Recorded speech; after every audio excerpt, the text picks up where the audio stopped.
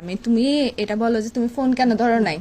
আমি আমি ওয়াশরুমে ছিলাম, যে ওয়াশরুমে। তুমি ওয়াশরুমে গেছো, তোমাকে কয়টা কল দিছি আমি? কল কেন দিছো? তুমি কি দাঁড়ায় আছো? আমি তোমাকে বলছিলাম আমি কেন বেরোচ্ছি। কল দিছি এটা তো এখন আমি আর বলবো না, আমি যে জীবনও বলবো না যে কেন কল দিছি। আমার আগে 14 খানদান 14 গোষ্ঠী কুত্তা হয়ে গেছে যে এটার আগে ইয়ে করো তুমি। 14 গোষ্ঠী কেন করতে হবে? তুমি এত কিউট একটা, তুমি হচ্ছে তো পান্ডা, কিউট পান্ডা।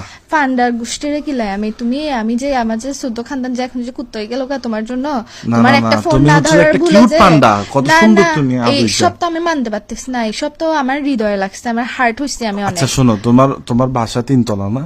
3 তলা হোক, তোমার 10 তলা হোক, তোমার জানালার আল্লাহর পাশে কাছে। একটা গাছ আছে না?